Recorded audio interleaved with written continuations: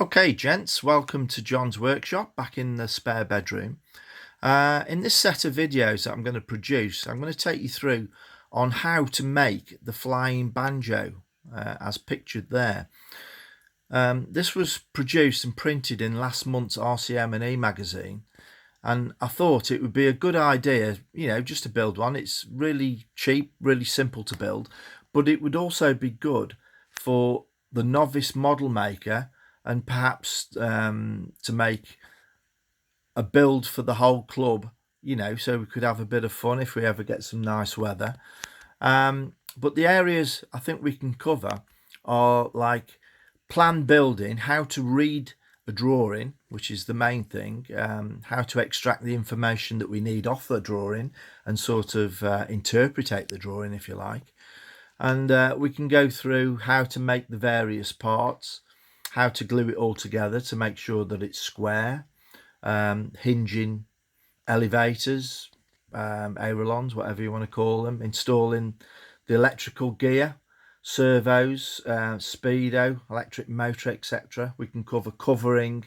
I think we can cover pretty much anything on this very small model that will help you and perhaps even inspire you to build something decent in the future. So that's the picture. That's what I was thinking of doing. It's something that I've flown myself, well, very similar to this back in the early 80s with a nitro engine. They used to be really good fun, to be fair. Obviously, this has been converted to electric, which is more convenient for us. And I just think it would be a bit of fun, to be fair. So if we can move on to the plan, this is, if I can sort of come back a bit, this is the plan that comes with the RCM&E. I'm going to take you through a few parts of this plan, this drawing, just to give you a little idea of what's going on and what we're going to be looking at.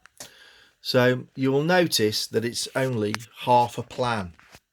That is because of space in the magazine, obviously. So you get one half on the one side, you get the other half on the other side, like so. But first of all, we'll concentrate on side one, and we'll zoom in on the parts at the top of the drawing. You can see those are the simplest parts to start off with, I think. Let me take you through what they are. Obviously a hatch, that's pretty simple, just square, well, it's tapered actually, but it's a hatch at the end of the day.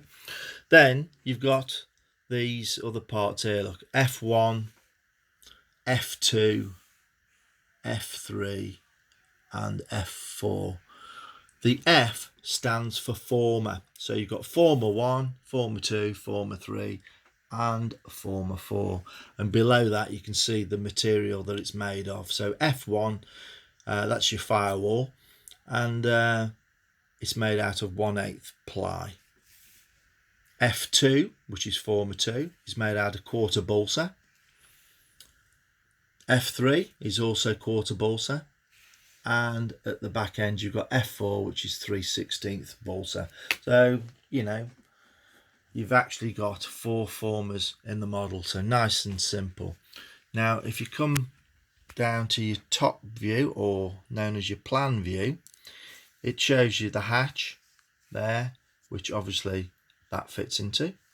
It shows you the motor with F1, former 1 goes into former 1 position, and it shows the motor, this is very important, having 3 degrees right thrust. This is a plan view of the model, looking from the top downwards onto it. So all pretty simple. You've got F2, this is F2 here, shown in dotted lines, that's where F2 goes. Moving along, you've got F3, which is F3, former 3, that goes here. And then F4 actually goes right at the very back of the model, which is on the other side. You've got F4, that is at the tail end, at the rudder end. Okay, so we flip back onto side 1. So that's the actual positions where they go. If you look on the side view, it gets a bit more Captain Technical. And by that I mean it shows a lot of these little triangles here. One coloured in black, one sort of see-through white, and you can see them dotted all the way around the drawing. Now you might think, what the hell's all that about? Well, what it means is two separate parts. Each line is like the outside profile of a part, or the side as this might be, and it will indicate the side lines where the sides are cut to, and also the doublers which are on the inside are cut to. So you've got two parts there, look. That indicates the 1/8 balsa sides is the black triangle. So you look at the black line there all the way around. It's hard to control my pen, but that gives the outside profile that you'll be cutting the sides to. Yeah. Then if you go back to the key, it says the clear triangle there indicates 3/16 balsa doublers vertical grain. So you will see that the clear ones, look, if you cut the 3/16 and it goes vertically, which is obviously up and down, those are the doublers on the inside. All the parts are shown, all the parts are shown in dotted. That means hidden detail, which means you're looking through the side and the part is actually behind what you're looking at. And that goes for all the others. This is a little battery tray where the battery's going to sit. It's all in dotted because it's actually behind the side wall which you're looking. Another hatch at the bottom, made out of balsa and light ply glued together.